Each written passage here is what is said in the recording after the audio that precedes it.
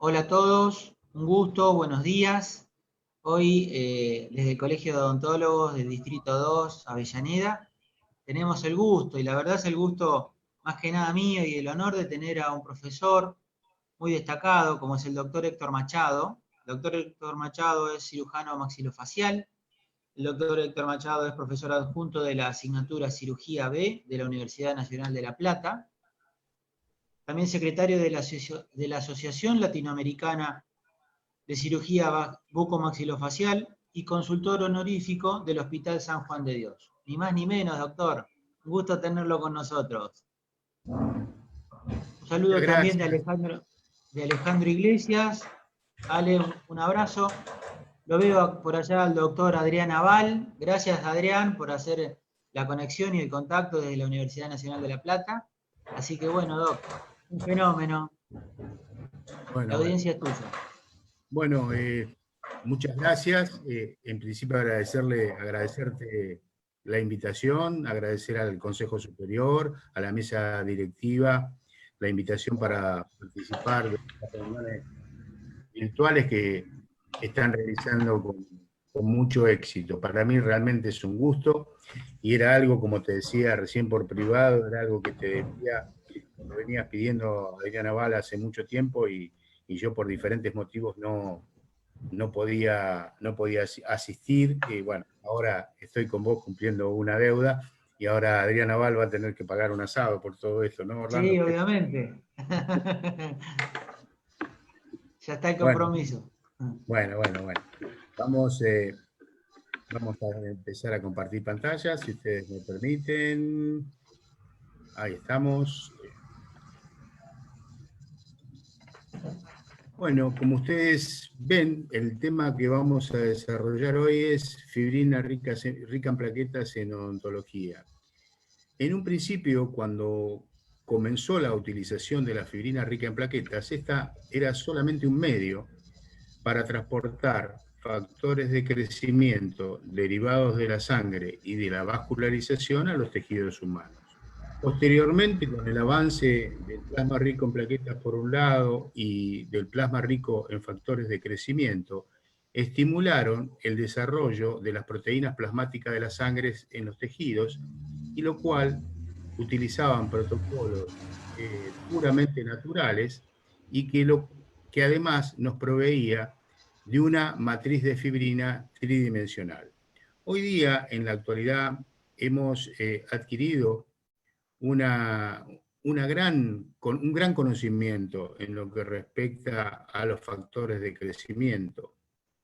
Pero no solo también en lo que va hacia los factores de crecimiento, sino en el papel que cumplen los glóbulos blancos en la cicatrización, como así también la fibrina en la regeneración tisular. Y podemos decir que la fibrina rica en plaquetas es un concentrado de plaquetas de segunda generación, que nos brinda en un coágulo o en una membrana gran cantidad de factores de crecimiento, leucocitos, citoquinas, proteínas morfogenéticas, y que se obtiene mediante la centrifugación de sangre, que se obtiene mediante centrifugación de sangre autóloga. Este método fue desarrollado por el doctor Joseph Chocron con un fin, el de mejorar la cicatrización tanto de los tejidos duros como lo de los tejidos blandos. En esa matriz de fibrina que ustedes ven aquí, ¿alcanzás a ver el puntero? ¿Se alcanza a ver el puntero? No. En esa matriz de fibrina tridimensional nosotros vamos a tener todas las células de la serie roja, las plaquetas, los leucocitos y los glóbulos rojos, asociados en esa matriz de fibrina a dos proteínas, a dos glucoproteínas, la fibronectina y la vitronectina, que conjuntamente con el factor de von Willebrand de la coagulación nos va a producir o nos van a favorecer no solo la hemostasia, sino también la angiogénesis. Sumado a esto, existen factores de crecimiento, como ustedes pueden ver en esta zona, el factor de crecimiento derivado de las plaquetas, el factor de crecimiento endotelial vascular, el factor de crecimiento derivado de la insulina, el factor de crecimiento epitelial, el factor de crecimiento de transformación beta y las proteínas morfogenéticas del tipo 2. Esto en una primera etapa. Como les decía anteriormente, que este método había sido utilizado por el doctor Joseph Chocron para acelerar la cicatrización tanto de los tejidos duros como de los tejidos blandos. La ventaja que obtiene sobre el plasma rico en plaquetas es su fácil manipulación, es decir, requiere mucho menos tiempo, y la no manipulación bioquímica de la sangre, ya que no requiere ningún tipo de anticoagulante, no requiere ni de heparina, ni de trombina bovina, ni ningún tipo de gel o agente gelificante, como puede ser el cloruro de sodio o el citrato de calcio, lo cual esto nos permite ver que es un preparado de sangre totalmente autólogo, proveniente del propio paciente. La fibrina desempeña un papel importante, esto ya lo sabemos todos, en el proceso de la coagulación, dadas sus propiedades. Normalmente esta fibrina se encuentra en la sangre en una forma inactiva, por acción del fibrinógeno, y el cual por acción de la trombina se transforma en fibrina y tiene efectos coagulantes. Recordemos un poco lo que fue o lo que es la cascada de la coagulación. Rápidamente sabemos que tenemos una vía intrínseca, una vía extrínseca, que ambas, no vamos a entrar en detalle en lo que hace a la explicación de la misma, ambas vías van a confluir a través del factor 10, en el 10 activado, en la vía celular de la coagulación, o la vía común de la coagulación, en donde ese factor 10 se va a transformar en un factor 10 activado por acción del calcio, y este 10 activado por acción de la proconvertina, el 10 activado y el calcio y los fosfolípidos, van a actuar sobre la protrombina, transformándola en trombina. Y esta trombina va a actuar sobre el fibrinógeno, transformándolo en fibrina, y aquí entra en acción el factor convertidor de fibrina, o estabilizador de la fibrina, que los va a transformar en polímeros de fibrina. Esto así, rápidamente, es lo que corresponde, como ustedes bien saben, a la cascada de la coagulación. En lo que respecta a los antecedentes históricos de los concentrados de plaquetas, estos fueron en una primera etapa utilizados para la prevención y el tratamiento de las hemorragias severas producidas por trombocitopenias, generalmente causadas por aplasia medular, por leucemias o por severas hemorragias producidas durante el acto quirúrgico. Sabemos que no solo las plaquetas actúan en la hemostasia, sino que tienen otras funciones. Nosotros hace muchos años atrás, cuando para la prevención y el tratamiento de las hemorragias, utilizábamos dos productos que eran el Tissucol y Tisugen. Hoy por hoy eran sumamente caros y prácticamente se dejaron, en lo personal, por una cuestión de dinero, prácticamente lo debo haber utilizado una o dos veces a lo largo de mi carrera, pero eran unos productos excelentes de concentrados plaquetarios. Posteriormente a estos adhesivos de fibrina y como una mejora a esta técnica, nos encontramos con otros concentrados plaquetarios que datan de mediados de los 90, año 95, año 94, depende de la literatura y a quien cada uno lea, donde se establece, en primera instancia, en el año 94, Gard y Marx crean el plasma rico en plaquetas, y en el año 95-96, Anitúa, el plasma rico en factores de crecimiento. Estos eran los precursores, eran los concentrados de plaqueta de primera generación, los que tenían aditivos. Posteriormente, en el año 2001, el doctor Joseph Chocron realiza o genera el plasma, la fibrina rica en plaquetas. El primer caso tratado por el doctor Chocron, les debo aclarar que es un médico francés dedicado a la medicina del dolor, anestesista, y el primer caso que trató fue una úlcera necrótica cutánea producida por el síndrome de Liel, y que había recibido en forma consecutiva tratamientos con antibiótico-terapia, y lo cual nunca daban resultado, y entonces se lo mandaron a él para que tratara el dolor, y el doctor Chocron comenzó a tratarlo con coágulos de fibrina rica en plaquetas. Los colocó sobre la herida, sobre la herida, bien digo, los envolvió con papel film y los dejó sin ningún tipo de antibiótico, y al cabo de 10 días comenzó la cicatrización y podía observarse la revascularización de los tejidos. Así surge esta fibrina rica en plaquetas. No solo la utilizó ahí, sino la utilizó en los pacientes diabéticos, en los muñones de los pacientes diabéticos que habían sido intervenidos quirúrgicamente, y lo colocaba sobre esas heridas, y estas heridas volvían a cicatrizar. A diferencia de los dos factores de crecimiento, el plasma rico en plaquetas y el plasma rico en factores de crecimiento, que eran buenos en lo que hacía a los tejidos blandos. Lo que buscaba Chocron era la utilización no solo en los tejidos blandos, sino también en los tejidos duros. Lograr la regeneración de los tejidos duros, porque ya se sabía que sobre los tejidos blandos era perfecto.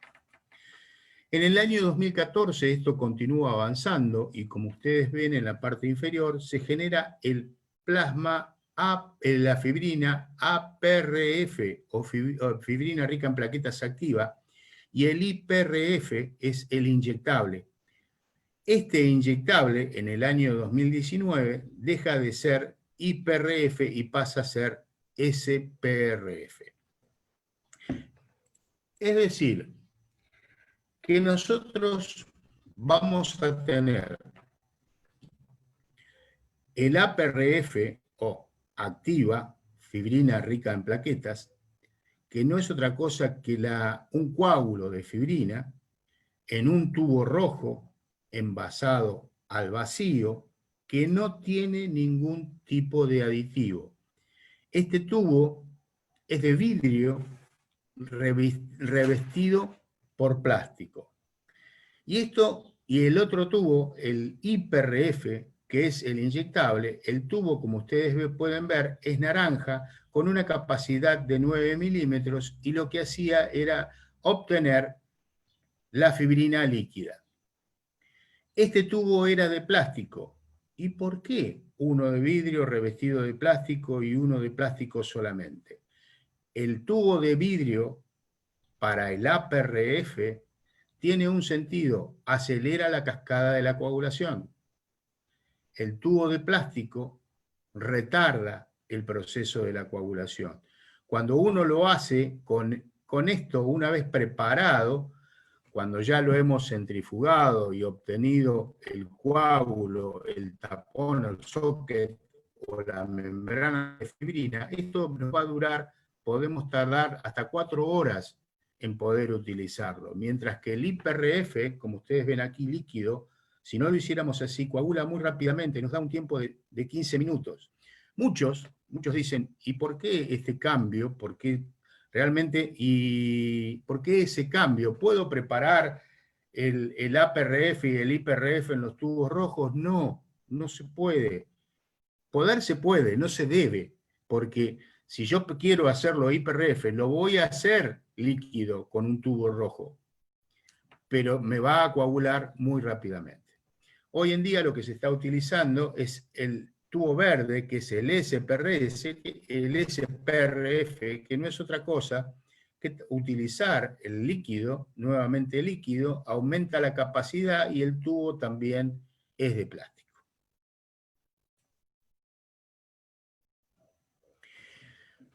Muy bien, ahora, ¿cuáles son los factores de crecimiento? ¿Qué es un factor de crecimiento? Se trata de un potente mitótico para muchas células mesenquimales y también estimula la quimiotaxis de fibroblastos, de células musculares lisas y hematopoyéticas en las fases precoces de la coagulación antes de que se produzca la desgranulación de las plaquetas.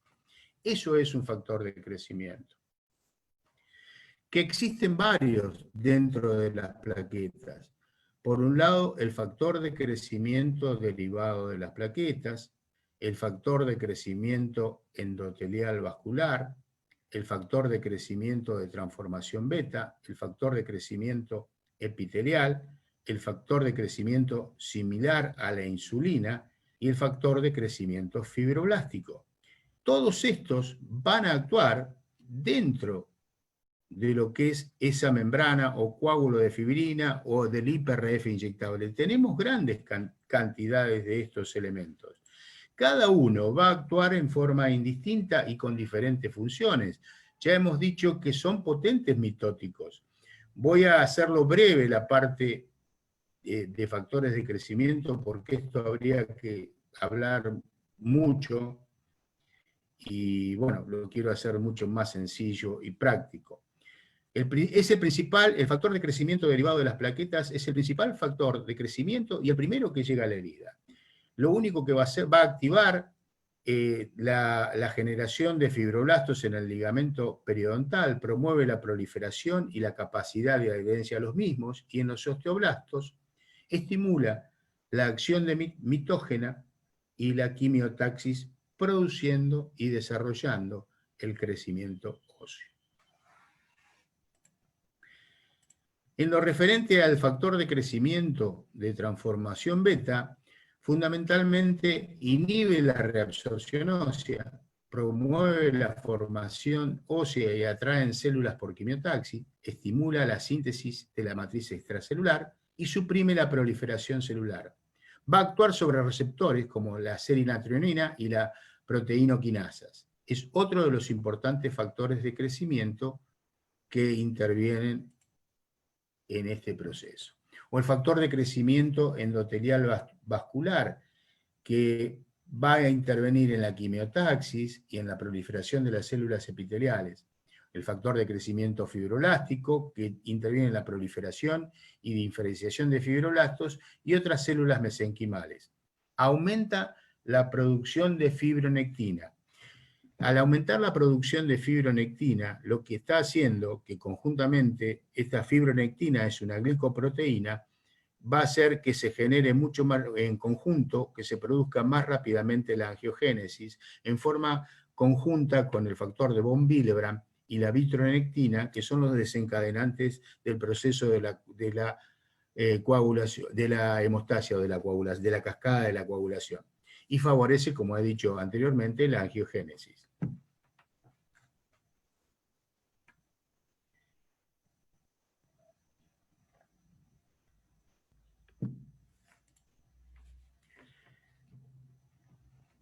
El factor de crecimiento endotelial, lo más importante, todos como ven, proliferación, migración, diferenciación de células epiteliales, diferenciación de fibroblastos. Lo que hay que hacer notar acá es que tiene efecto antiapoptótico, anti-muerte celular. Y el factor de crecimiento insulínico, a pesar de que son mediadores celulares proliferativos, constituyen el eje fundamental de la muerte de las células. ¿Cuáles son las ventajas? Es una técnica sumamente simple. No se usan sustancias externas al paciente, 100% autóloga. Dijimos que no llevaba ni heparina, ni anticoagulante, ni ningún aditivo gelificante como sulfato de sodio, carbonato de sodio, citrato de calcio. Tiene una mejor gelificación y flexibilidad y resistencia. menor volumen de sangre, es decir, que muy poca cantidad de sangre, prácticamente a nosotros la centrífuga que utilizamos nos permite sacar hasta 12 tubos, normalmente con 6 nos arreglamos en la mayoría de los casos, y cada tubo, como ustedes han visto, cada tubo es de 10 mililitros aproximadamente. Y el procedimiento es mucho más rápido y es mucho más económico, a lo sumo una o dos extracciones. En el protocolo original hacíamos una extracción para obtener el coágulo o la membrana de fibrina, y a una segunda extracción, si queríamos preparar el hueso pegajoso, el sticky bone, ese hueso pegajoso que fue descrito por el coreano Song en el año 2010, lo utilizamos aquí como una nueva técnica para utilizar huesos, prácticamente dejar de utilizar los huesos en bloque y poder utilizar en algunos casos este técnico, o como un refuerzo de los injertos en bloques, ya sea los injertos de mentón o los injertos de rama posterior, por ejemplo, como podría ser la técnica de Cowley. Mucho más rápido, mucho más económico, menor volumen de sangre. En el PRP y en el plasma rico en factores de crecimiento se requería de una mayor cantidad de sangre y un mayor tiempo de centrifugación. En esto acá disminuye considerablemente, y a medida que vayamos avanzando ya vamos a ver el por qué suceden estas cosas, el por qué es mucho más sencillo, mucho más rápido, y por qué vamos a tener mucho más factores de crecimiento, mucho más proteínas morfogenéticas, mucho más células madre, mucho más citoquinas.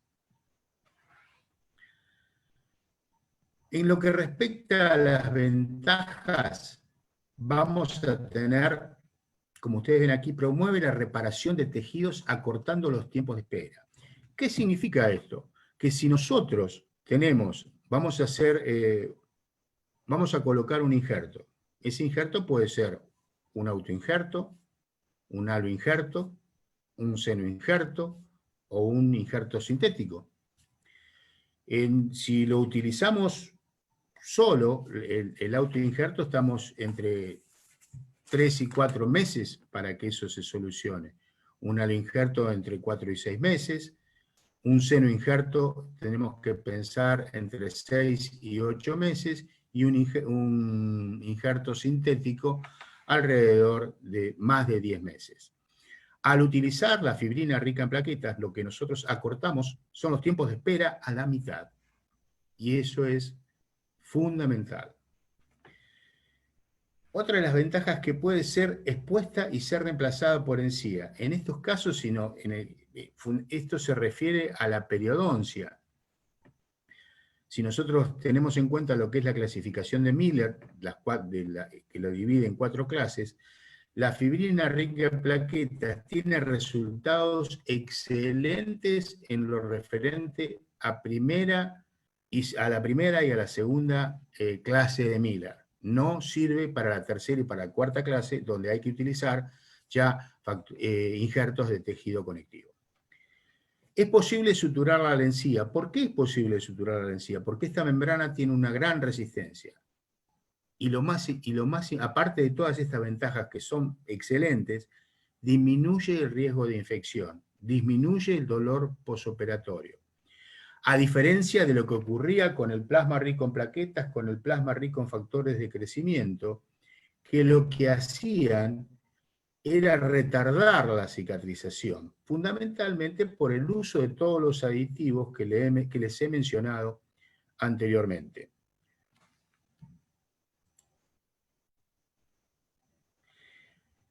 Dentro de las contraindicaciones, al ser promitótico, pueden actuar como promotores de la carcinogénesis. Pueden presentar algunos factores de crecimiento, como hemos visto, una actividad antimuerte celular. Y la otra contraindicación es la contaminación del producto luego de la obtención. En esto hay que tener sumo cuidado. También hay contraindicaciones como el síndrome de disfunción plaquetaria por un lado, una trombocitopenia crítica o pacientes hemodinámicamente inestables. Son todas contraindicaciones. Como medida preventiva de todo esto, evitar su uso, fundamentalmente si son mitóticos por excelencia, evitar su uso en pacientes con historia de cáncer o en pacientes con lesiones precancerosas, leucemia tipo 1, leucemia tipo 2. Tener presente también determinadas drogas al hacer la historia clínica, fundamentalmente si el paciente toma aspirina, que obviamente al hacer la interconsulta y que la suspenda, si está medicado con Sintrón, con un anticoagulante, todas esas drogas que pueden llegar a afectar lo que es la hemostasia, pero no está contraindicado su uso. Dentro de las aplicaciones clínicas vamos a tener la reconstrucción de los rebordes alveolares atróficos, esto ya hemos hablado anteriormente, en la elevación o en el levantamiento del piso del seno maxilar. Esto lo podemos hacer colocando coágulo de fibrina, colocando membranas de fibrina, colocando los tacos, los sockets de fibrina, o bien adicionando a las membranas de fibrina un hueso. Normalmente el hueso que utilizamos es un seno injerto, un hueso particulado, puede ser normalmente de origen bovino, el Bayós, excelentes resultados, hay otros huesos que también, o de hueso equino como el Minerós. Normalmente me inclino más por el Bayós, que es el que mejores resultados da, por lo menos en nuestra práctica. En exodoncias múltiples para mantener la altura del reborde, esto es muy utilizado, en el relleno de cavidades quísticas, en defectos óseos generados por piezas dentarias retenidas, como pueden ser los caninos o los terceros molares, en defectos de lesiones periapicales, en regeneración de alvéolos de implantes post-extracción, en dehiscencias, en rellenar el gap, en todas esas situaciones, en injertos óseos con reconstrucción de grandes defectos, ya sean online, inline. Y lo último que se ha hecho es en ortodoncia osteogénica periodontalmente acelerada. Esto es una técnica que de los doctores Wilcock, que son dos odontólogos estadounidenses, uno ortodoncista y el otro periodoncista, que han desarrollado esta técnica donde se aplica, es muy rápida, se disminuye considerablemente el periodo de una ortodoncia, prácticamente a 1 año y medio. Lo que se hace son corticotomías, las viejas corticotomías entre las piezas, entre los espacios interdentarios, con lo cual se logra la movilización de las piezas en bloque. Y luego se le aplican los brackets y unos tipos de alambres que realmente lo pueden explicar mejor quienes hacen ortodoncia. En la Argentina, la primera vez que se operó fue el año pasado, donde lo operaba, el cirujano era el doctor Adrián Benzini, lo ayudé, y la ortodoncista su hermana Laura Benzini. Con los cuales, luego de su papá, sigo compartiendo con ellos el gusto de compartir la cátedra y algunas cirugías.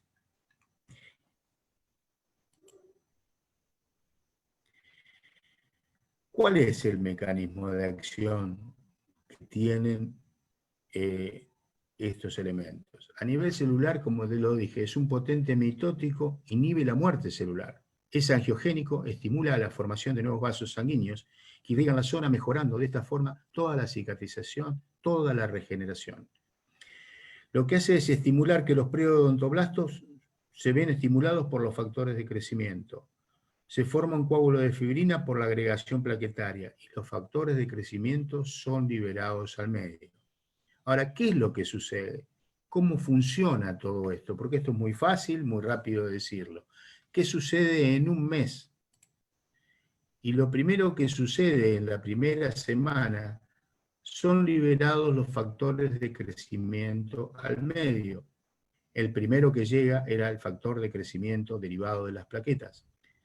se va a formar y se va a vascularizar ese coágulo de fibrina, formando una red o una malla tridimensional.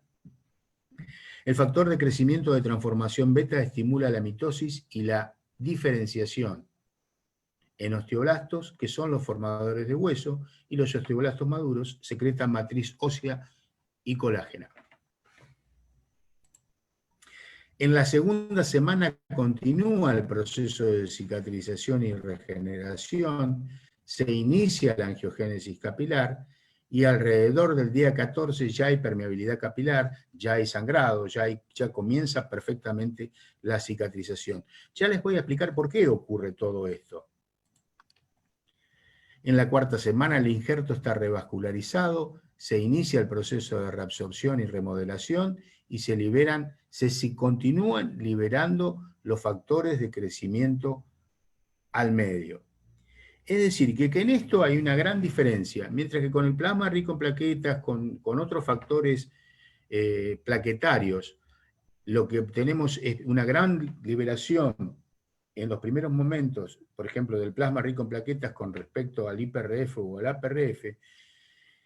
Con el método de Chocron tenemos que los factores de crecimiento se continúan liberando a posteriori, prácticamente al mes se siguen liberando factores de crecimiento en una mayor cantidad que lo que respecta a otros factores plaquetarios. Bueno, esto es el doctor Benzini, la última foto que tengo con él. Mi maestro, mi amigo, mi hermano de la vida, con el que tuve la suerte de compartir 7 años juntos en el hospital, San Juan de Dios de la Plata, donde hice una formación con él, y luego el resto de aproximadamente unos 23 años siendo su adjunto en la cátedra de cirugía B de la Facultad de Odontología de La Plata. Con él, así éramos como la pasábamos siempre me hacía reír mucho, a mí, era un querido amigo siempre en mi corazón. Fundamentalmente lo que nosotros debemos hacer es, ¿cómo vamos a obtener esto? Esto lo vamos a hacer a través de una venopunción, y esa venopunción lo vamos a realizar tomando sangre de venas superficiales, y la zona más idónea es la parte media del brazo, en la fosa antecubital, donde hay una gran cantidad de venas que pueden tener desde el punto de vista didáctico un patrón en forma de H o un patrón en forma de M. En lo que hace al patrón en forma de H, puede ser la vena cefálica, la cubital mediana y la basílica. Y en el patrón en forma de M, la vena cefálica, la cefálica mediana, la basílica mediana y la basílica.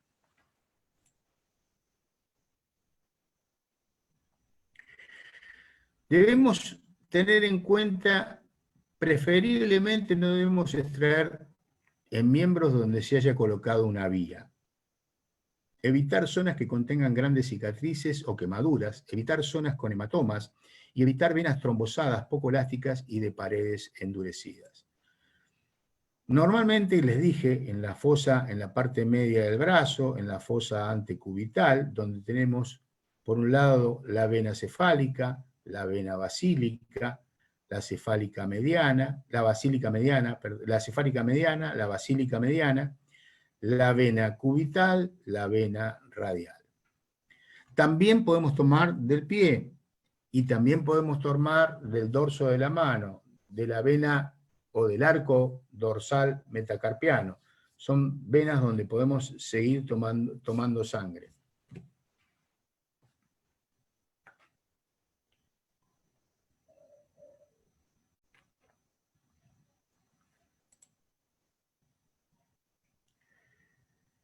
Siempre vamos a ver, obviamente vamos a elegir las venas de mayor calibre.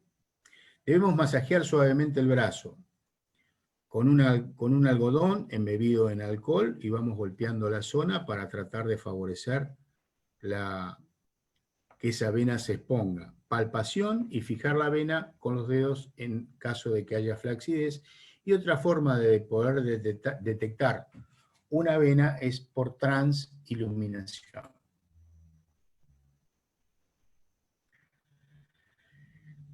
La extracción de sangre se debe realizar lo más rápido posible.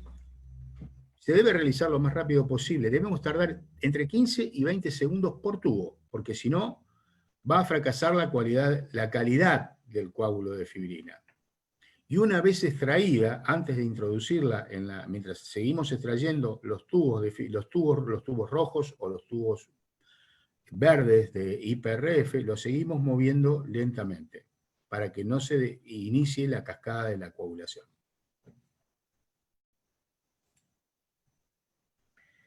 Lo que ustedes pueden ver aquí es el instrumental que vamos a utilizar.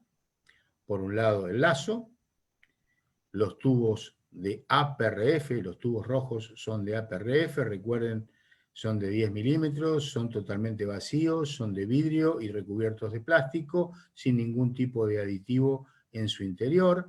La vía para tomar con la aguja endovenosa, con el butterfly. Y esto es un aparato que se llama Venn Light, que cuando las venas están un poco profundas nos sirve para poder identificar la vena. Aquí la ven perfectamente bien. En esta tiene una transiluminación roja y una blanca, donde se ve el tamaño de la vena. Lo que se hace muchas veces cuando uno no tiene práctica es marcar con un lápiz dermográfico un punto en esta zona y otro punto en esta zona. Quitamos el Venn Light y entre los dos puntos vamos a introducir la aguja endovenosa con el bisel mirando hacia arriba.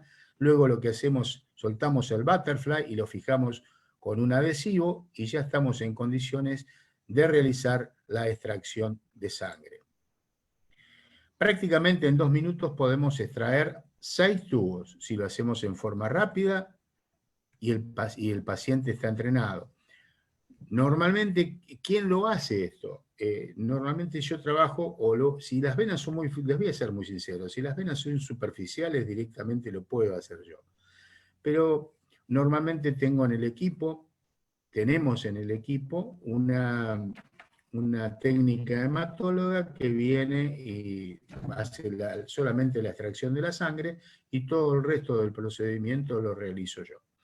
Hay algunos profesionales que deciden hacer primero la extracción, trabajar y luego colocar el material, pero no es contraproducente, porque muchas veces se retarda o tenemos algún retraso dentro de la intervención quirúrgica y ese material no va a estar en las condiciones que debería. Lo ideal es trabajar y cuando lo vamos a utilizar, en ese momento realizar la extracción, por más que perdamos un poco más de tiempo. Esto que ustedes ven aquí es el protocolo original, donde para tomar o para realizar el APRF, porque ven que es un tubo rojo, lo poníamos a 1300 vueltas durante 8 minutos. Eso es para obtener los coágulos y las membranas de fibrina y los tacos o los sockets de fibrina. Los distribuíamos en una centrífuga de manera equilibrada. Durante ese tiempo, finalizado ese tiempo, los colocábamos en un depósito, en un portatubos, le quitábamos las tapas y esperábamos que se formara el coágulo de fibrina. Y acá entra a jugar un papel importante, y quizás esto sea uno de los factores más importantes que hay que tener en cuenta, la centrifugación a baja velocidad. Cuando comenzó todo esto en el año 2001, la fuerza G es la fuerza centrífuga relativa. Se estaba trabajando a una centrifugación de 708 G. Cuando se realiza el APRF o el APRF activo o el APRF max en el año 2013 o 2014, se disminuyó la fuerza G a 208. Y el año pasado, en el 2015 y 2016, con el IPRF, se llegó a una fuerza G de 60. ¿Qué significa esto?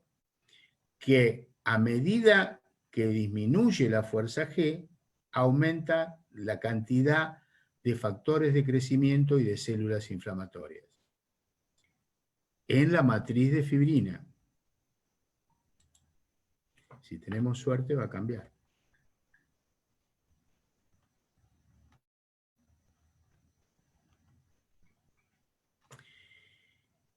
Y vamos a tener, justo se me tapa, a ver si no la puedo correr, justo se me tapa con las fotos de ustedes. Vamos a tener este coágulo de fibrina. Sobre este coágulo de fibrina lo colocamos en el box, que hoy en esta caja que tenemos nosotros, escribada sobre estas membranas, se coloca una tapa y en 2 minutos vamos a tener formadas las membranas de fibrina. Lo que sucede en este sentido y que hay que tener en cuenta de esa centrifugación a baja velocidad, cuando se generó el PRF, el estándar, allá por el año 2001, teníamos una gran cantidad de granulocitos, precursores de monocitos, y a su vez generadores de macrófagos en la unión del coágulo de fibrina con los glóbulos rojos. Al hacer la centrifugación a baja velocidad, se disminuye la desnaturalización de las células de la sangre y al utilizar menos revoluciones por minuto, se evita el efecto choque, por lo tanto vamos a tener mucha mayor cantidad de factores de crecimiento, ya no en la unión del coágulo con los glóbulos rojos, por eso es que dejamos esta parte de glóbulos rojos, sino que vamos a tener una gran cantidad de factores de crecimiento, leucocitos, citoquinas, células madre, vitronectina, fibronectina, dentro de lo que es el coágulo de fibrina. Esto es el secreto, y esto depende fundamentalmente, como lo he mencionado anteriormente, de la fuerza centrífuga relativa, del tiempo que se utilice, de la inclinación de los tubos y dentro de la centrífuga y de la medida del rotor. Yo estoy hablando de los protocolos que utiliza el doctor Chocron. Esto no significa que otras máquinas, otras centrífugas pueden dar excelentes resultados, iguales resultados o mejores. Realmente lo desconozco. Sí sé que ya tienen protocolos establecidos.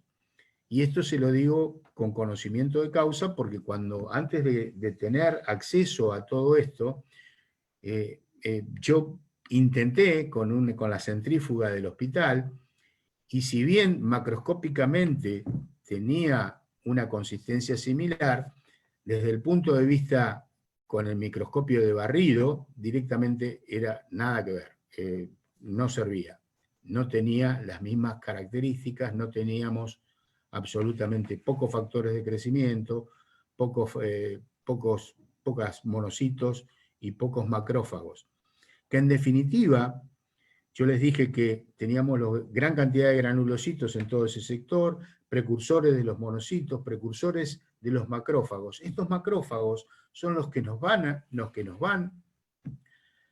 a limpiar toda la herida quirúrgica, y una vez que se empiezan a retirar, luego de haber limpiado la herida quirúrgica, comienzan a liberar los factores de crecimiento en la misma.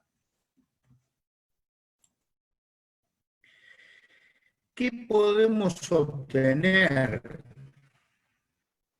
con esta preparación? Dijimos anteriormente, coágulos de fibrina, socket, tacos de fibrina, membranas de fibrina, que se pueden utilizar de varias formas, y el sticky bone o hueso pegajoso, al cual, para darle mayor solidez, le adicionamos el IPRF.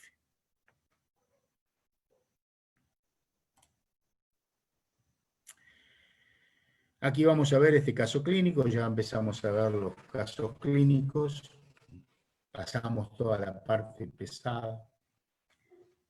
donde vamos a ver esta pieza dentaria con un proceso infeccioso, con enfermedad periodontal, con un tratamiento de conducto prácticamente mal hecho.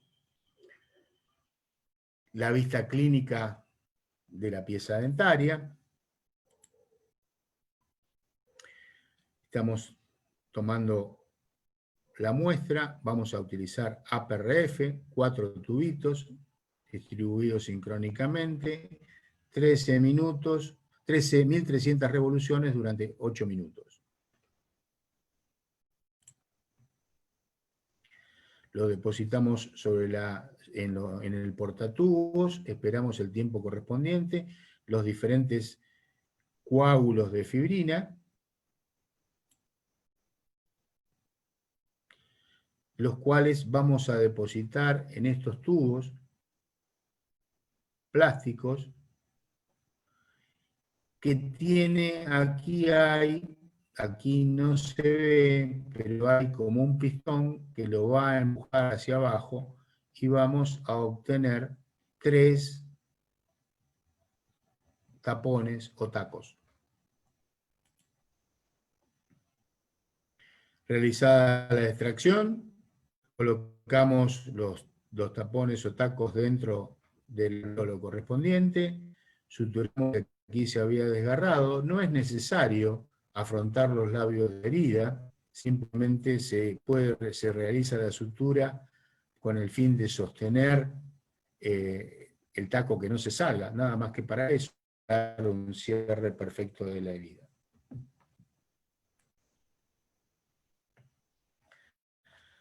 El posoperatorio a las 48 horas, a la semana, y aquí vemos prácticamente ese reborde a los 3 meses, con una muy buen reborde, excelente reborde. Otro caso clínico es esta pieza dentaria, en la cual con un proceso, una caries de 4º grado, lesión de fulcación, procesos periapicales, se realiza la elección de la misma, la colocación dentro del mismo, la colocación del implante, el relleno, y aquí vemos el posoperatorio con el implante colocado.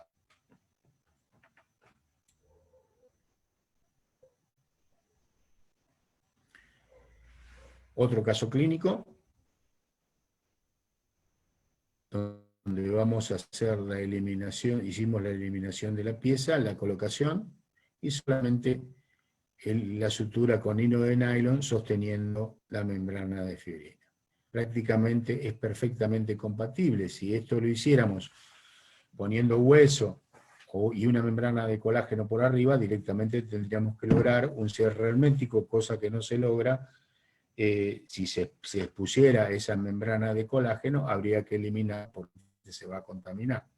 Cuando mira membranas de colágeno, la que utilizamos nosotros son de colágeno bilaminar.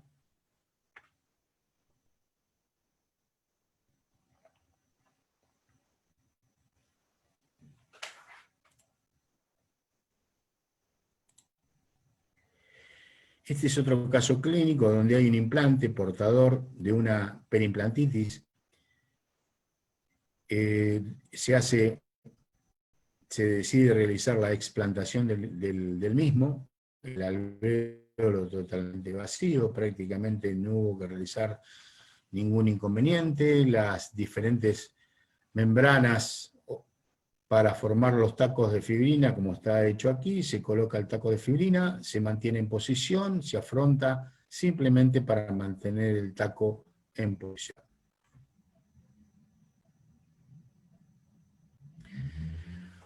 Otra de las posibilidades es en estabilización en periodoncia. Yo les dije que esto se podría utilizar en las clases 1 y 2 de Miller, de encía, cuando se mantiene la integridad de las papilas. Si acá existiera una clase 3 o una clase 4, donde existen esos triángulos oscuros, donde la profundidad es mucho más importante, directamente no nos tenemos que dedicar, vamos a fracasar con nuestra técnica de regeneración con fibrina rica en plaquetas.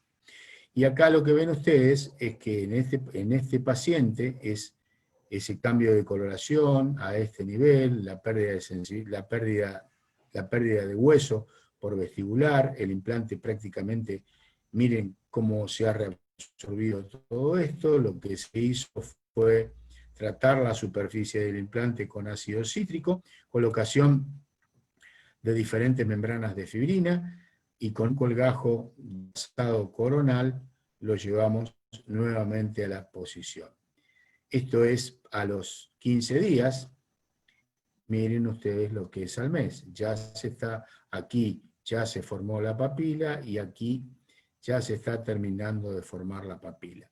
Lo que se obtiene con la fibrina rica en plaquetas es aumentar un buen grosor queratinizada. Nos da un perfecto espesor de la misma.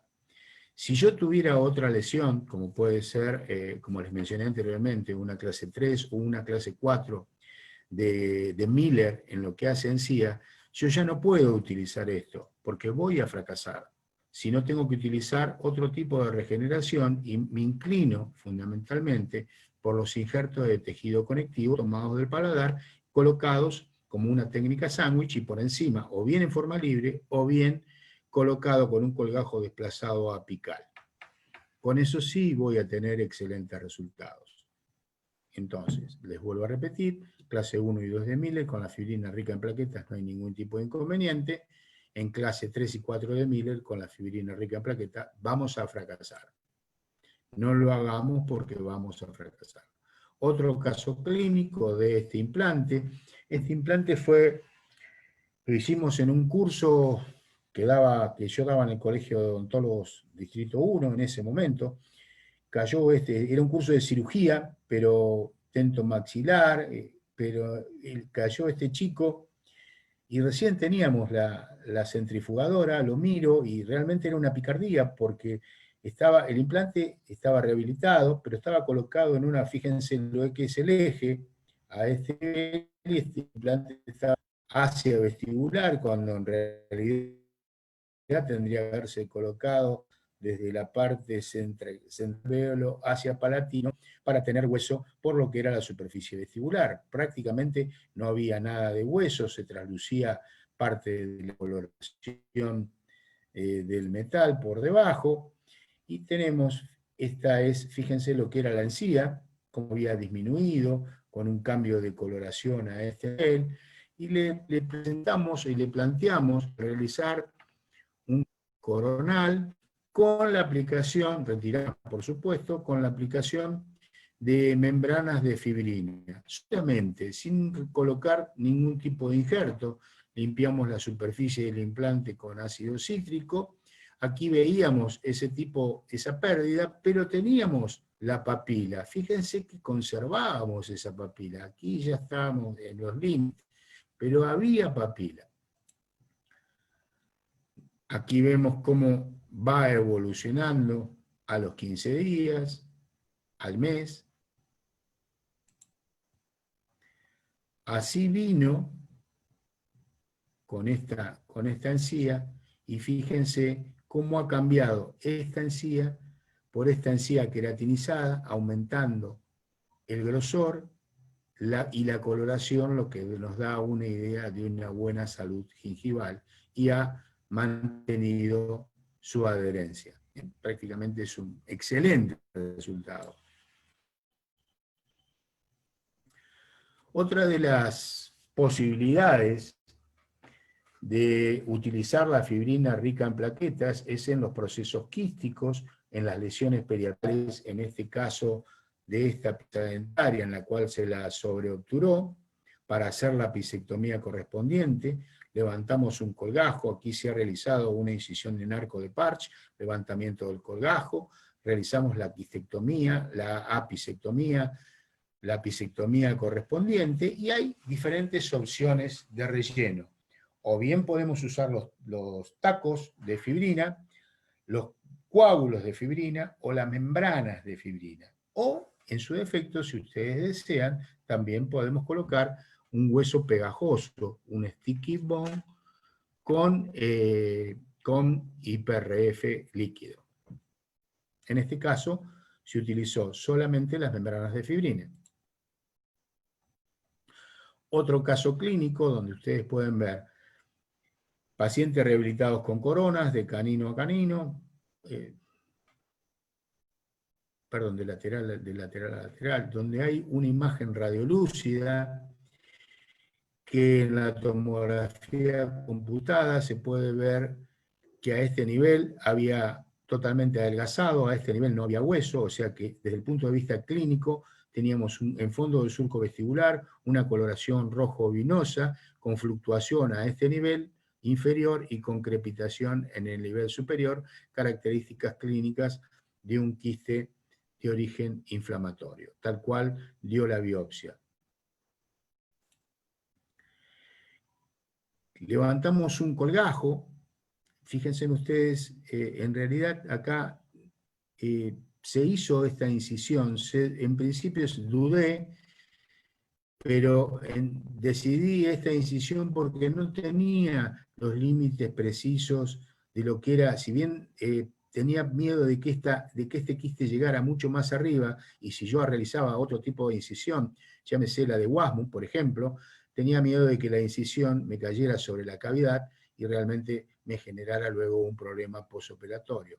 Decidí realizar la incisión de Wasmund, incisión crevicular, con descarga hacia fondo de surco, levantamiento del colgajo de espesor total, y aquí vemos bien los límites de esta lesión, tal cual lo estoy tocando con este puntero, todo esto, y esto denota que esta es una membrana quística, una cápsula quística que ha sufrido infecciones sobreagregadas por su grosor, normalmente son mucho más delgadas.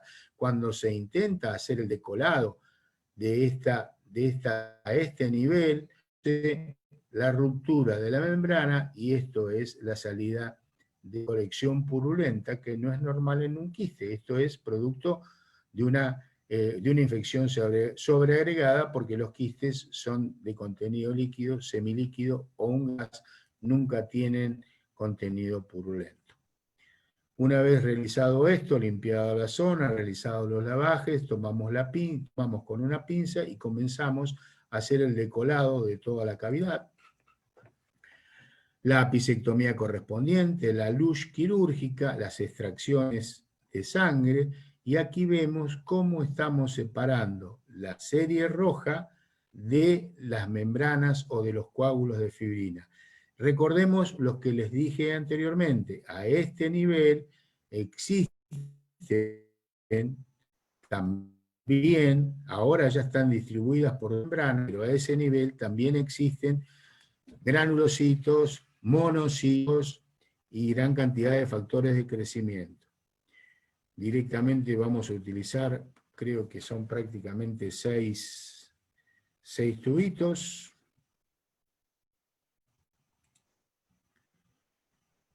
Vamos a ir acelerando un poquito el video para no cansarlos.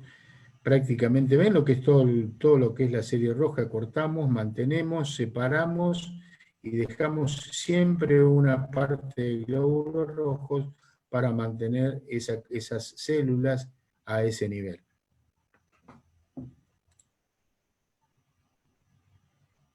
Muy buenas membranas.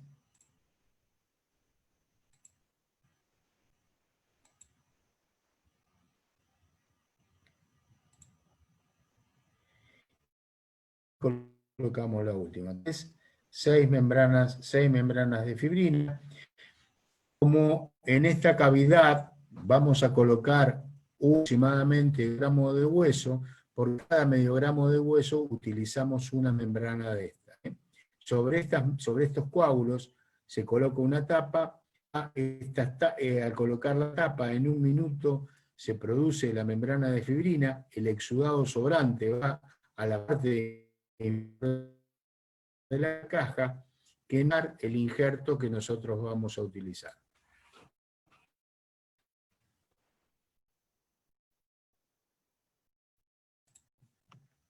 Articulado, utilizamos 2 de esa membrana porque fue 1 gramo de hueso, dijimos que vamos a utilizar por cada medio gramo 1 de fibrina. Colocamos a este nivel todo el hueso que nos va y sobre esto, en esos momentos, tocamos y a nivel vestibular para proteger el injerto óseo. Hoy en día, esto ya no lo usamos más. Bien, colocamos la membrana de fibrina, por encima de esta membrana de fibrina colocamos una membrana de colágeno bilaminar y poder suturar, o en algunos casos, la membrana esta de fibrina, una membrana de colágeno bilaminar, y por encima de la membrana de colágeno bilaminar, otra membrana de fibrina, y luego vamos a suturar. Este es el posoperatorio a un año, ¿no? Prácticamente no hubo mejorías y logramos un mejor espesor de la encía queratinizada, un cambio de coloración bastante aceptable. Si ustedes observan lo que era la primera y la última foto, tendría que volver atrás, prácticamente no hubo mejorías. Un gran quiste de maxilar superior, prácticamente con toda la casi 1,5 centímetros de ancho por 1,5 centímetros de alto, con una gran distensión de la cara vestibular. Esto nos hace suponer que es una patología totalmente benigna, que no toma la cara palatina, y fundamentalmente, obviamente yo les digo que es un quiste porque se hizo la biopsia, pero si no, hay que hacer una biopsia para tener un diagnóstico de certeza. Es este paciente con esta posición dentaria, con estas anomalías dentarias, con enfermedad periodontal, con estas fracturas radiculares, que no era realmente realizar ningún otro tipo de tratamiento, con estos defectos óseos por vestibular. Hacemos una incisión de Neumann, incisión clavicular de cada una de las piezas dentarias, y hasta aquí nos vamos hacia el fondo del surco vestibular. Nuevamente vemos el grosor de esa membrana. Con una cureta de Bolman hacemos la quistectomía, el quiste, cavidad remanente, la pieza operatoria.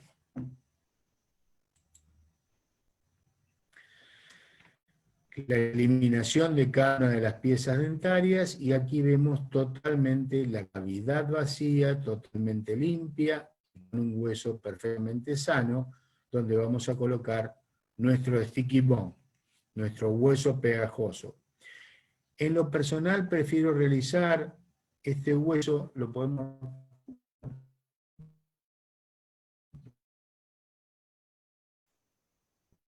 realizar de dos formas. O bien lo preparamos en una bandeja y lo llevo a la cavidad, o bien lo preparamos, no le agregamos el IPRF, lo llevo a la cavidad, y en la cavidad, por goteo, voy endureciendo y solidificando ese sticky bone, que es lo que a mí me es distinto y depende del creador.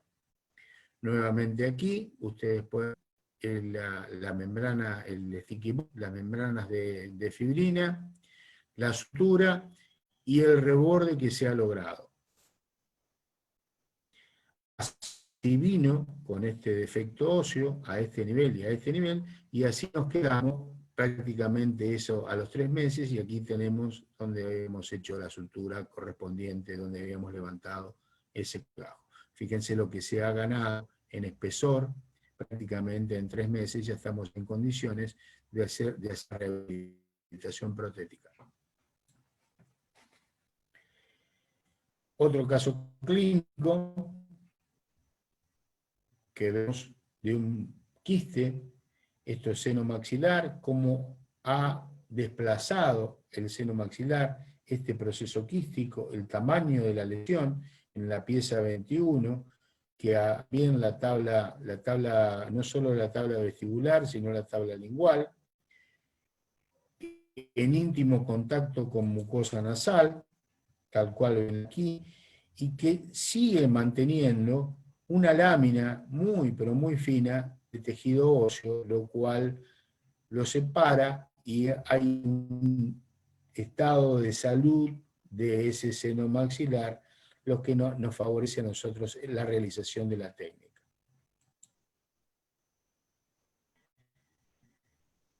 estas piezas totalmente destruidas, con movilidad, se mantenían en posición porque están ferurizadas, levantamos un colgajo, aquí pueden ver prácticamente que no existía hueso, acá hay un puente de hueso compacto, sí continúa el quiste a este nivel, ven cómo prácticamente había destruido todo, hicimos la extracción de todas las piezas dentarias que estaban ferurizadas, la cavidad totalmente baja, 7 tubos para obtener 7 membranas, parte del instrumental, se preparó, se realizó una nueva extracción en un tubo verde a 700 revoluciones por minuto, a 700 revoluciones por minuto, durante un tiempo de 4 minutos. Preparado el sticky bond, si esto yo no lo haría pegajoso, colocar al hueso solo, el hueso el hueso que ustedes quieran, o autólogo, heterólogo, sintético, solo, y con por más que le ponga una membrana de colágeno, por acción de los músculos, por acción de la masticación, por la compresión, se me dispersaría por los costados, hacia arriba o hacia abajo. Al utilizar el líquido, que tiene cantidad de factores de crecimiento, nos lo va a solidificar de manera tal que eso no se mueva y se endurezca y se transforme en un elemento sumamente compacto. De manera que ustedes comprimen, ahí no van a tener un elemento blando, sino que a medida que van pasando los minutos, es cada vez mucho más duro, mucho más compacto. Las membranas de fibrina y por encima las membranas de colágeno pilar.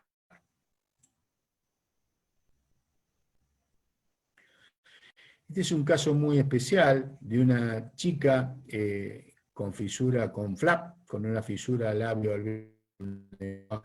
Ustedes pueden ver que no había hueso, teníamos altura, pero no teníamos ancho suficiente como para poder colocar los implantes. En realidad, con el piezoeléctrico y luego con los expansores, hicimos lugar para la colocación de 2 implantes. Aquí no lo pudimos colocar porque era donde estaba la zona de la fisura palatina, lo cual aprovechamos, utilizamos estos tubos rojos de APRF, con esta membrana, preparamos el sticky bond y rellenamos todo. Obtuvimos este aspecto postoperatorio inmediato. Hoy en día, nosotros no estamos utilizando los descarga, solamente realizamos incisiones en bolsillo y no hacemos más periosteoplastías, es decir, no cortamos más el periósteo, porque disponemos en nuestra práctica diaria cepillos que son fabricados por el doctor Chocron también, que los llama soft brushing, cepillado suave, que lo único que hace es adelgazar las fibras de colágeno del periósteo fibroso, de manera tal de darle a este colgajo mucho más vuelo y poder suturarlo prácticamente sin tensión. Si ustedes observan, aquí se ha mejorado, a ver si no se me cambia nada. Fíjense en ustedes, ella estaba muy contenta porque no solo logramos colocar los implantes, regenerar, sino que al regenerar logramos levantar esta incompetencia labial que tenía y ella estaba muy contenta porque había mejorado mucho su aspecto.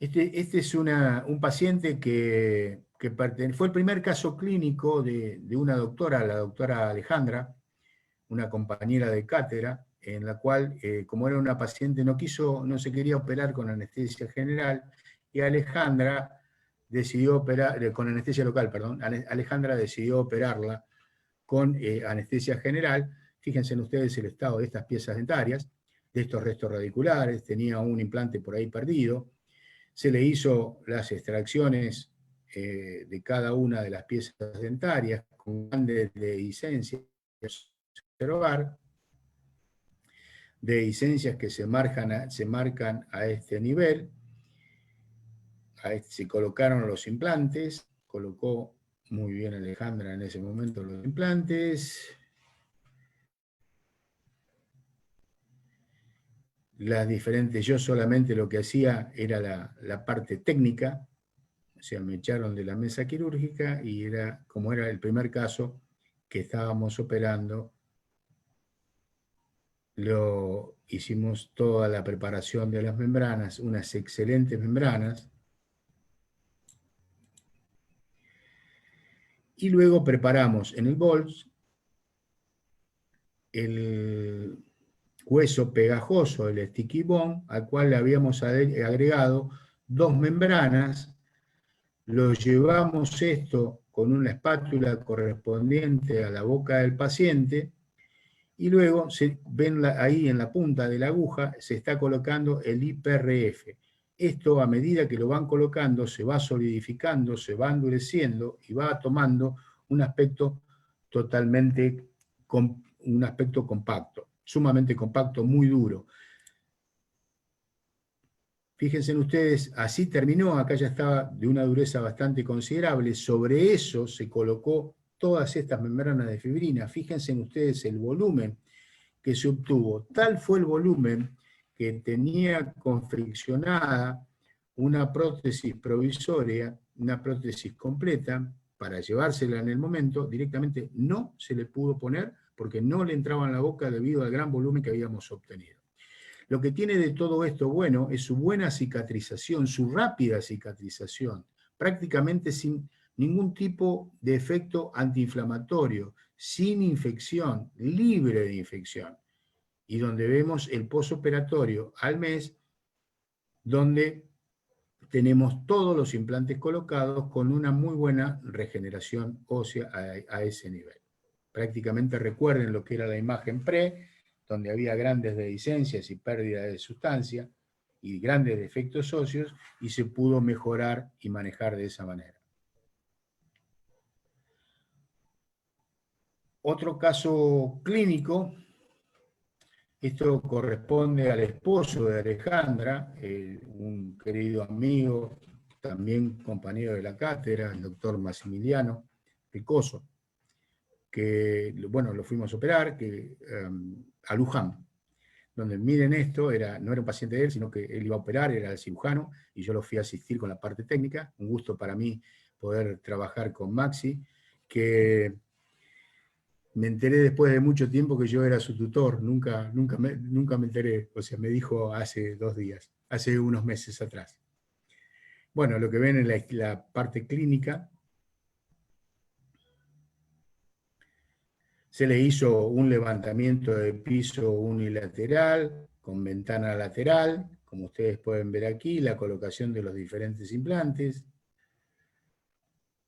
la colocación de las membranas, la regeneración y la sutura.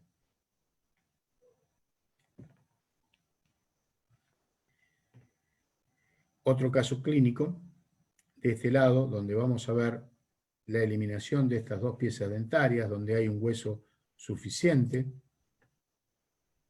Vamos a hacer la eliminación del premolar, de este resto radicular, de este molar, y fíjense que había grandes defectos óseos, y donde hicimos, de acuerdo a una colocación de implantes en forma tripoidal, 2 implantes de 4 milímetros a nivel del primer premolar, de 4 milímetros a nivel del segundo premolar, y de 5 milímetros a nivel del molar, de plataforma de 5 milímetros, y vamos a rellenar toda esta pérdida de sustancia con sticky bone. Tal cual lo ven aquí, y sobre eso la membrana de fibrina, y sobre la membrana de fibrina, la membrana de colágeno bilaminar. Del otro lado ocurrió prácticamente lo mismo, vamos a realizar la extracción de los 2 premolares, del incisivo lateral, donde se ve el gap importante y la dehiscencia que existe a este nivel, donde se colocó un implante de 3x13, uno de 4x11,5, uno de 4x10 y uno de 5x10.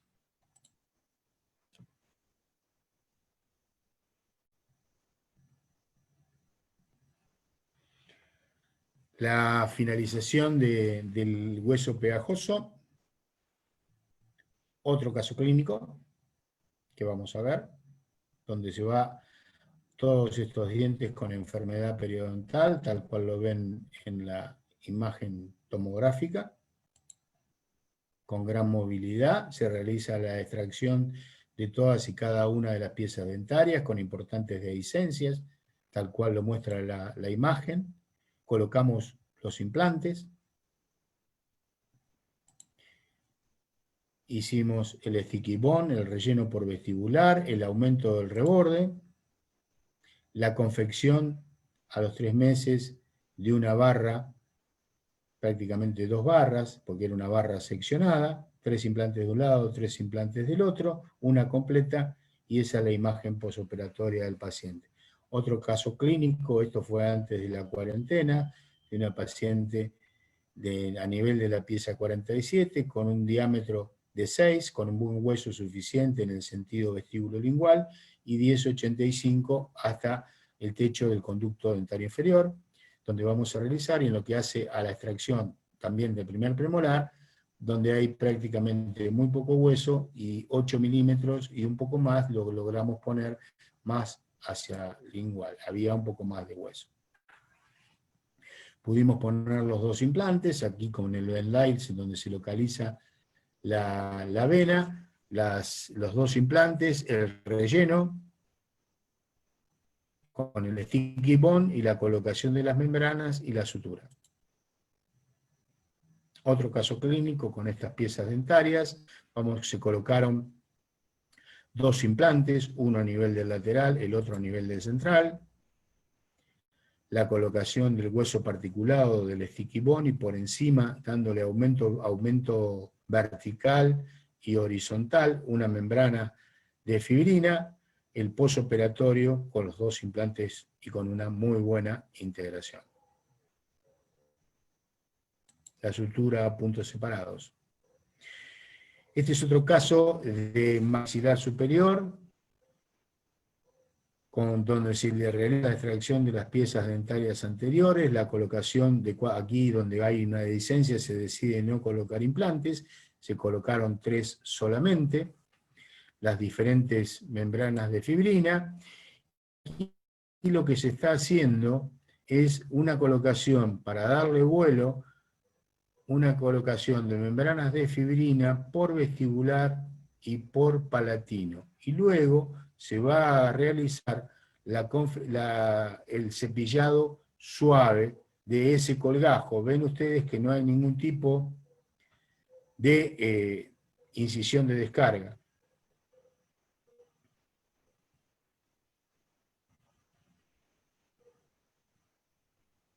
Solamente lo que hacemos es muy suavemente, vamos adelgazando las fibras del colágeno del periósteo fibroso.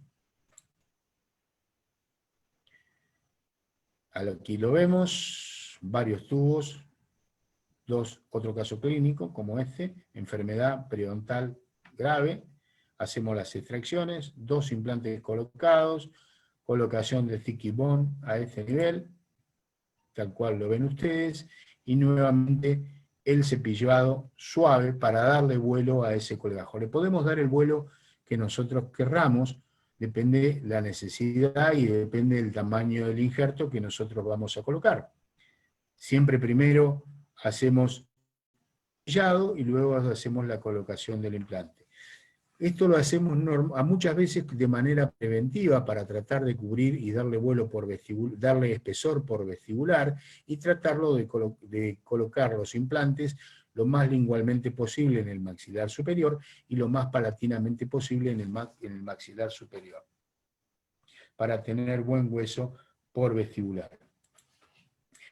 Estos son el soft brushing, son los cepillos suaves que diseñó el doctor Chocron, y fue desarrollado para extender el colgajo sin necesidad de incidir el periósteo. El concepto es desorganizar la fibra de colágeno del periósteo fibroso, tal cual se los he mencionado anteriormente, y esto reduce la rigidez del colgajo, permitiendo que el mismo se libere. Lo podemos liberar hasta donde nosotros deseamos.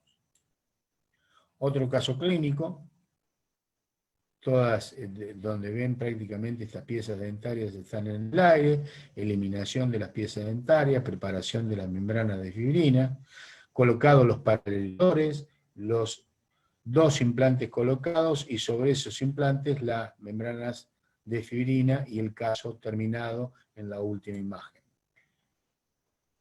Aquí vemos esta radiografía, esta tomografía, perdón, donde hay una gran reabsorción ósea, no solo en sentido vertical, sino también en sentido horizontal, con muy poco espesor, con ese calibre se está midiendo, no obstante se hizo en una primera instancia la colocación de los implantes, se pudieron poner implantes de 3×13 en la mayoría de los casos, dado el espesor. En este sector se hizo como usted aquí se puede ver, como si se hizo una pequeña expansión, para que pudieran entrar los implantes, y se fueron introduciendo prácticamente sumamente despacio. Se colocó el sticky bomb sobre el borde, sobre la cara vestibular de las piezas dentarias, la membrana de fibrina, y por encima la membrana de colágeno y la sutura a puntos separados. La colocación, este es un caso del doctor Ricoso, que me lo ofreció gentilmente, donde muestra cómo hace la regeneración con 2 barras y una contrabarra lateral, donde lo pueden ver, está la imagen de los implantes colocados, la rehabilitación tanto del maxilar superior como del maxilar inferior, y la prótesis colocada con una rehabilitación sumamente aceptable. Otro caso clínico de estas piezas dentarias, solamente varios implantes colocados, el sticky bomb por vestibular, los 6 implantes, el relleno, una muy buena respuesta. Y en lo que hace a los levantamientos del seno maxilar, muchas veces podemos realizar el levantamiento del seno maxilar de 2 formas, o bien a través de la cresta alveolar, o bien a través de la ventana lateral. En este caso es a través de la ventana lateral. Esta ventana lateral la podemos hacer con varios elementos, o bien con el bisturí piezoeléctrico, o como en este caso con una pieza de mano y una fresa redonda. Vamos tallando la cavidad alrededor, nos queda esta tapita de hueso que muchas veces la sacamos u otras veces la dejamos y nos queda como si fuera formando parte del techo. Aquí perfectamente tallado, y se puede observar la integridad de la membrana sinusal, la membrana de Schneider. Ya hay un implante colocado que está a este nivel. Se está preparando el sticky bomb para rellenar esta cavidad. Rellenamos la cavidad y conjuntamente también el alvéolo a ese nivel, y los 2 implantes colocados, uno aquí de 4 y otro aquí de 5, tal cual lo muestra la imagen en la ficha. Otro caso clínico, también de levantamiento de piso del seno maxilar, ya había sido rehabilitada en el maxilar inferior. Aquí vemos prácticamente que no hay hueso. Esta es la vista clínica de ese paciente. La ventana lateral.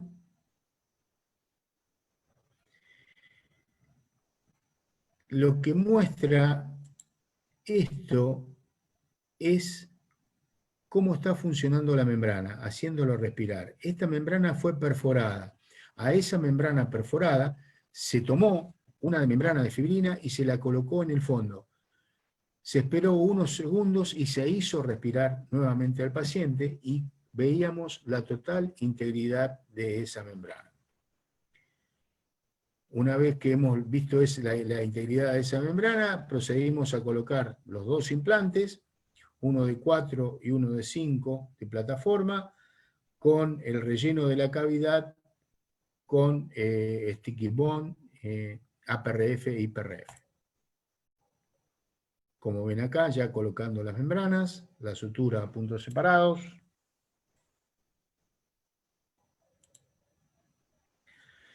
La toma de las impresiones en forma definitiva, las coronas ya definitivas colocadas y las imágenes radiográficas del levantamiento de seno del segundo premolar. Por supuesto, las coronas ferurizadas, en este caso. Si bien preferimos colocarlas en forma unitaria, dado que el paciente era sumamente bruxómano, decidimos colocarlo ferurizadas y atornilladas. Otro caso clínico, un quiste de maxilar superior, como ustedes pueden ver aquí, eliminamos la membrana quística, parte de la membrana quística, preparamos el sticky bond,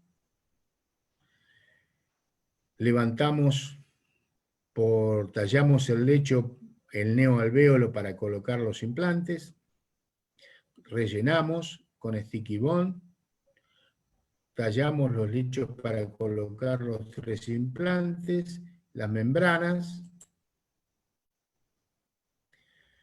los 3 implantes colocados, en la imagen clínica, los implantes colocados con el relleno de BIOS dentro del seno maxilar.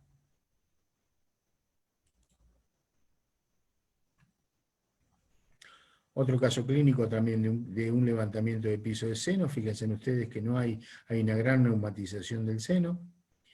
Preparamos membrana y sticky bond, hacemos la incisión tipo Wasmund, levantamos, rellenamos, colocamos una membrana de fibrina, por encima de esta, en ese momento no colocábamos nada, no colocábamos solamente la membrana de fibrina, la sutura a puntos separados, y aquí ven todo el hueso que hemos ganado. Levantando eso para colocar nuevamente después los implantes. Otra posibilidad no solo es hacer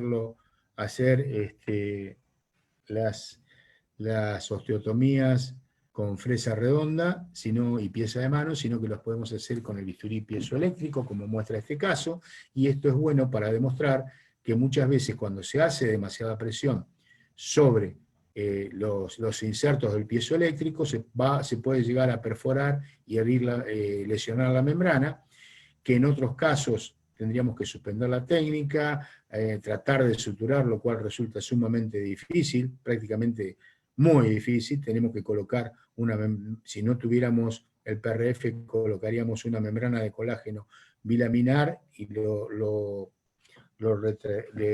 para cerrar esa comunicación. Teniendo el PRF, lo rellenamos con membrana de PRF, con un coágulo de PRF, y vamos a tapar esto y no hay ningún tipo de problema, se soluciona rápidamente. Otro caso clínico, levantamos esa membrana, tallamos los neoalvéolos, aquí ven la membrana colocada en el techo, los alvéolos colocados, el sticky bond y una membrana por fuera. Membrana de colágeno, y esta es una membrana de colágeno bilaminar colocada por encima de la membrana de fibrina. Paciente que presenta una dehiscencia, esta es la parte clínica, hacemos la extracción de la pieza dentaria, el relleno, la colocación de la membrana de fibrina y la sutura a puntos separados. Un nuevo caso clínico, con restos pequeños que hay que eliminar, la pieza 24, una fenestración a ese nivel, rellenamos, membrana de fibrina, y listo. Otro caso clínico, prácticamente a este nivel, vamos a realizar el levantamiento del piso del seno maxilar por una técnica de ventana lateral. Esto lo hemos hecho con el bisturí piezoeléctrico, y una fresa, un inserto de puntas de diamante, no utilizamos las sierritas cortical y las de no cortical. Nos queda la tapa de hueso, que la usamos de techo del seno maxilar. Colocamos un implante de 5 por 11,5, perdón, dentro del hueso, dentro del seno maxilar. el relleno por fuera con sticky bond, la colocación de la membrana de fibrina y por encima la membrana de colágeno bilaminar y cerramos el colgado. La imagen posoperatoria. Esto es ya prácticamente finalizando, cuáles son los protocolos nuevos, qué es lo que se utiliza. Ustedes van a ver que existen 3 tipos de tubos, un tubo rojo de 10 mililitros, un tubo verde para IPRF y un tubo violeta para ortopedia y lo que es la parte estética, lo que es todo instrumental, cómo se realiza la toma de sangre, no más de 15 segundos por tubo. Nosotros tardamos 20, somos un poquitito más lentos.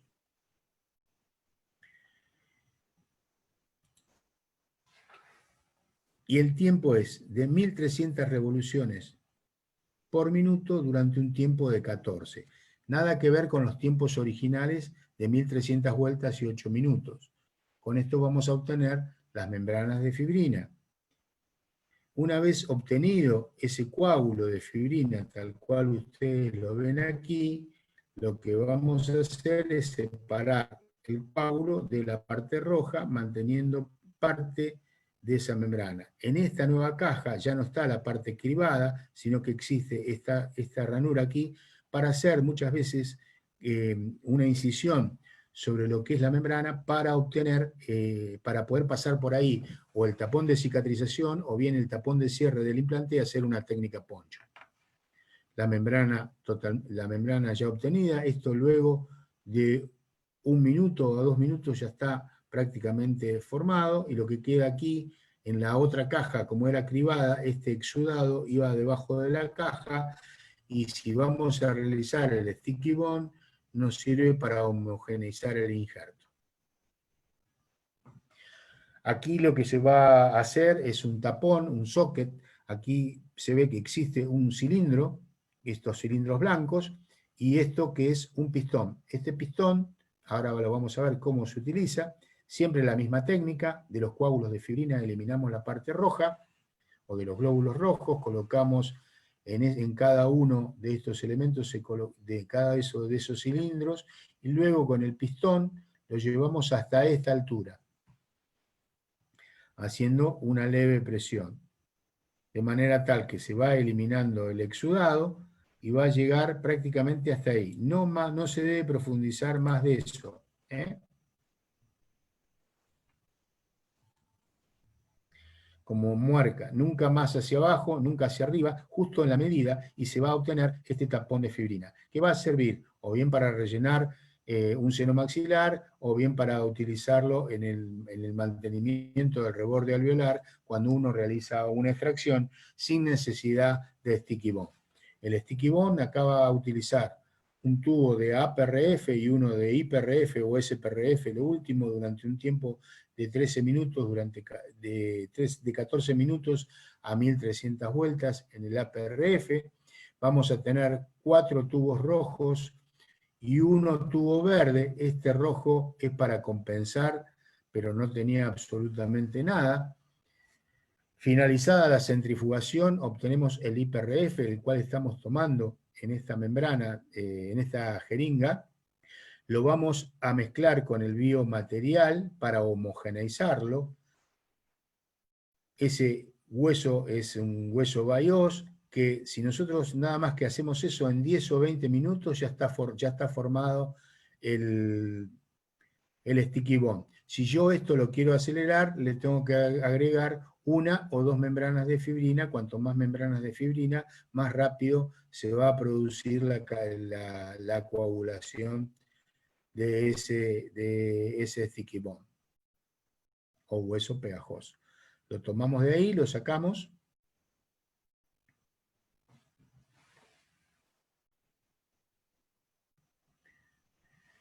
Ahí es como se va eliminando el exudado, prácticamente. Eso es perfectamente preparado el sticky bond o hueso pegajoso.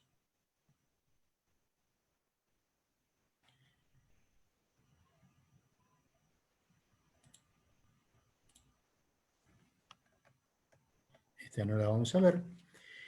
En lo que respecta a los protocolos, vamos a decir, cuando nosotros queremos obtener APRF, avanzado o APRF activo, es decir, coágulos, membranas o tapones, el protocolo es 1300 revoluciones durante 14 minutos.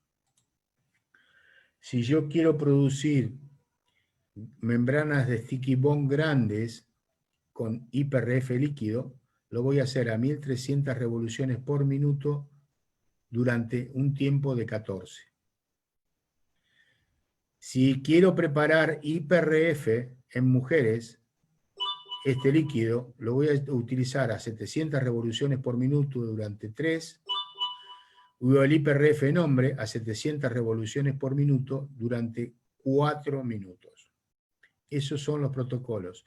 En lo que respecta al tubo violeta, esto está reservado pura y exclusivamente para estética y para ortopedia. Yo en realidad no tengo experiencia en esto, pero quienes deseen lo pueden preparar también con los mismos protocolos, que es el IPRF, que es el líquido en mujeres, 700 revoluciones por minuto durante 5 minutos de tiempo, o el IPRF Max en hombres, 700 revoluciones por minuto durante un tiempo de 6. Todo esto tiene que ver con una comparación que nosotros vamos a ver en base a todo lo que hemos hablado anteriormente en lo referente a factores de crecimiento. Si nosotros vemos en la parte inferior, vemos que hay plaquetas. Estas plaquetas, el número normal es de 150.000 a 450.000 plaquetas por milímetro cúbico.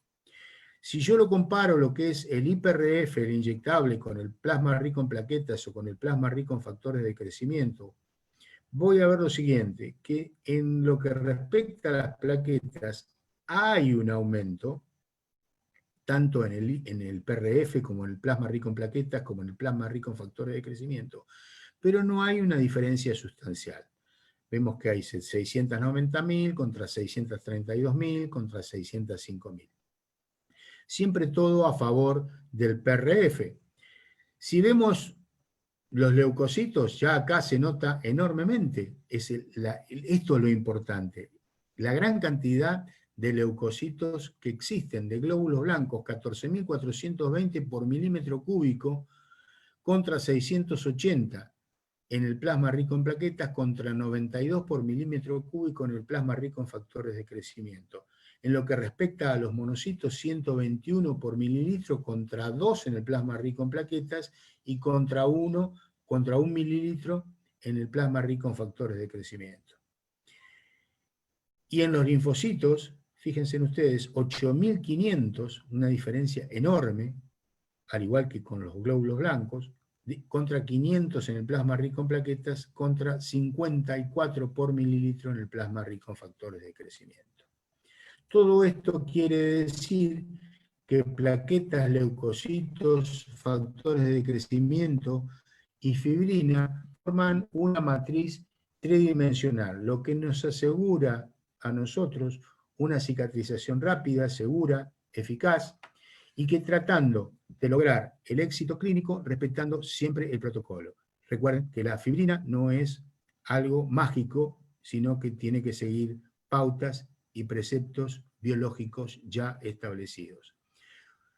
Esto es el final, es donde yo realizo mi práctica particular, que es el consultorio del doctor y la doctora Val, es el Centro de Estética, Implantes y Cirugía Maxilofacial. Aquí tienen ustedes mi correo electrónico, mi Facebook, mi Instagram, lo que ustedes deseen, a disposición, y muchas gracias por haberme soportado durante 1 hora 45 minutos. Muchísimas gracias.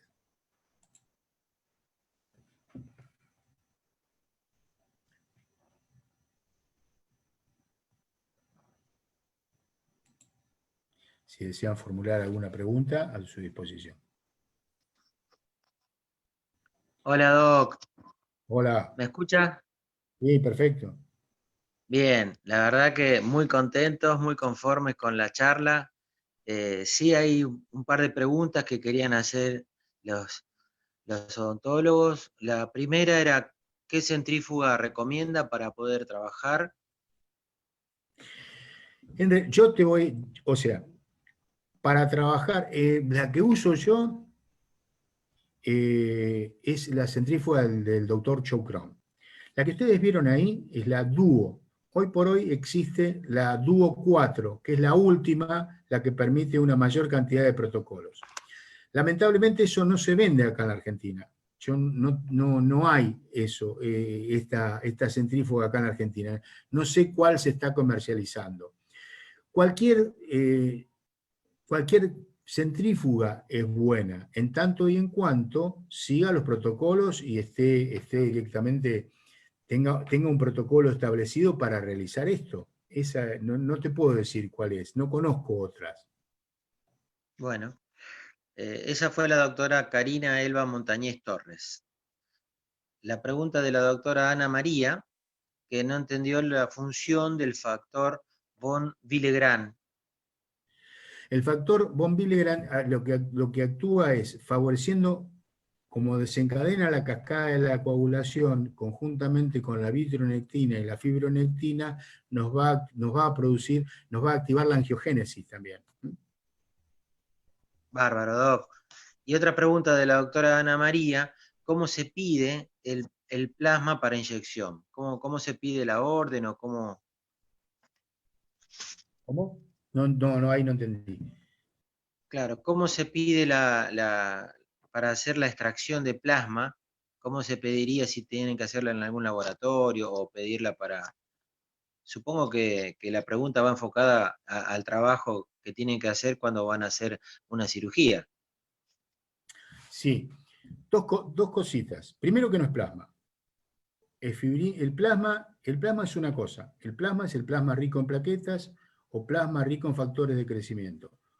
Uno fue desarrollado por Marx y Gard a mediados del 95 y el otro fue desarrollado en el 96 por el doctor Anitúa.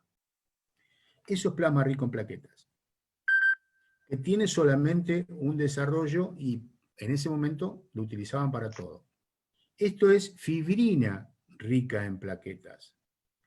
Por lo tanto, lo que tienen que hacer es que alguien que tenga la centrífuga, que tenga los protocolos, vaya al consultorio, porque esto se debe hacer en el momento. No es como el Perfecto. plasma rico en plaquetas que usted antes así se hacía la orden y el paciente iba a un laboratorio de análisis clínicos que hicieran plasma rico en plaquetas, iba a decir, bueno, lo opero mañana. Por ejemplo, acá en La Plata había una doctora, una doctora ahí muy cerquita del consultorio, que uno le mandaba al paciente, ¿cuándo lo opera, doctor? Mañana a la tarde. Dígale que venga a la mañana le hacían la extracción, a la tarde venía un técnico del laboratorio, ya con los tubos preparados, pero eso tenían aditivos. Es decir, que nosotros no necesitamos utilizar nada que tenga aditivos, porque si tenemos aditivos vamos a retrasar la cicatrización. Si Perfecto. utilizamos fibrina rica en plaquetas, no tiene aditivos, los tubos no tienen nada, están al vacío, o sea que hay que usarlo lo antes posible. Si uno Ah, utiliza el APRF, que es el coágulo o el tapón de fibrina, tiene un tiempo, una vez que se realiza la extracción y la centrifugación, tiene un tiempo de uso de 4 horas si está en el box de PRF dentro de la caja. Si hacemos la extracción del IPRF, que se hace en un tubo de vidrio, solamente ese líquido dura muy poquito, aproximadamente entre 10 y 15 minutos y luego se coagula, no se puede usar más. bárbaro, doc. Clarísimo, súper claro y conciso. La verdad que me encantó. Muy agradecidos también varios participantes de acá de la reunión. Y bueno, esperamos verte pronto. Un abrazo Bien, grande. ojalá, ojalá. El agradecimiento por parte del Consejo Directivo del Colegio de Odontólogos y de todos los odontólogos del Distrito 2 y todos los que han participado. Por supuesto, muchísimas gracias por asistir a este ciclo de jornadas. Un No, saludo grande, Doc. muchas gracias a vos, Orlando, gracias por la invitación. Espero que pronto termine todo esto del coronavirus, así nos nos podemos juntar y poder charlar. Sí, sí, sí, desde ya, doctor, a disposición de usted y del doctor Adrián Aval, por supuesto. Muchas gracias.